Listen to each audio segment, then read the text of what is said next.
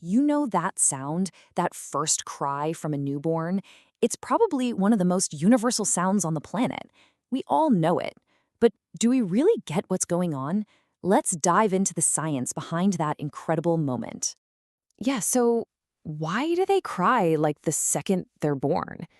It seems like a simple question, right? But the answer, well, it's this amazing biological story. It really shows you just how wild that journey from the womb into the world actually is. And right off the bat, here's a hint. It's not what you probably think. We all assume the baby's crying because it's sad or maybe in pain from being born. But nope, that's actually not it at all. The real reason is, honestly, it's way cooler. So, yeah, that first cry, it's not some kind of emotional tantrum. It's a huge biological event, kind of like a mystery that science has finally cracked wide open for us. Okay, so here's the truth about that cry. It's actually fantastic news, seriously. It's the ultimate sign that the baby's body is kicking into gear, switching from life inside the womb to life out here. It's this powerful, primal signal for survival. That's why doctors and nurses are so happy to hear a good, loud cry. If they don't hear it, that's the first clue that the baby might need a little help getting those first breaths going. Now, to really get why that cry is so important, we gotta go back a bit. We have to think about where the baby has been for the last 9 months. Life inside the womb. Think about it. For 9 whole months, a baby is living in this perfect little bubble. It's warm, it's dark, it's quiet.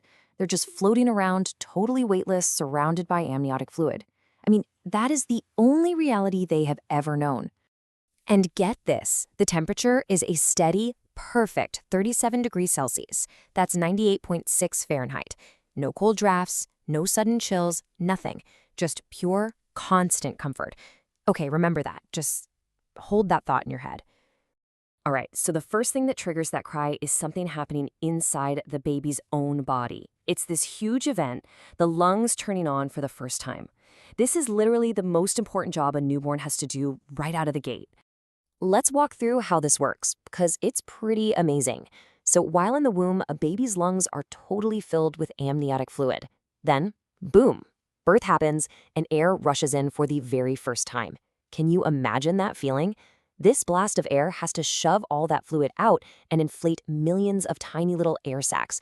That huge, powerful push outwards to clear the pipes, that is the first cry.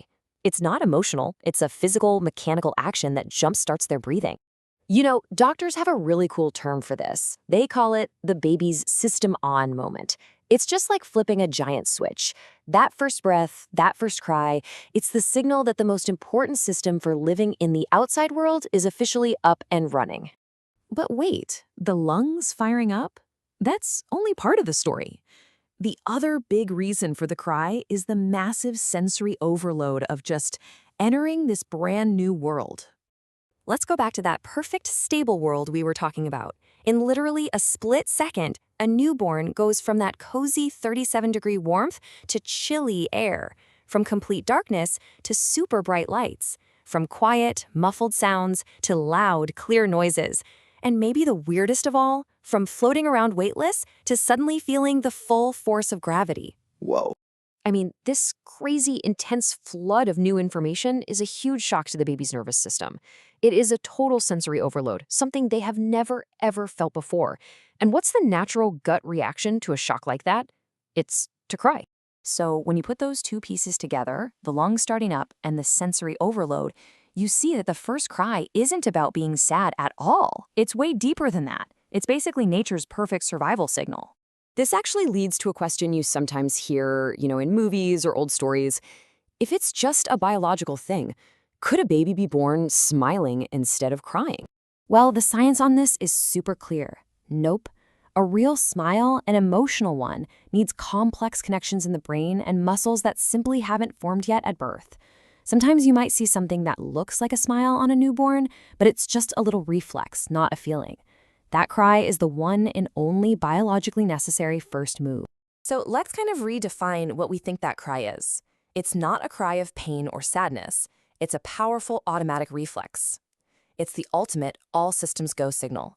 It's shouting to the world that the baby's body is working, it's breathing, and it's making that huge leap into its new life. And I really love this way of looking at it. That cry isn't just noise. It's like the very first note in the song of a brand new life. It's a sound of victory, really. When you get right down to it, that first cry is this incredible declaration. It's the baby announcing to everyone, hey, I'm here, I'm breathing, and I'm ready for whatever's next. And really, what's more amazing than that?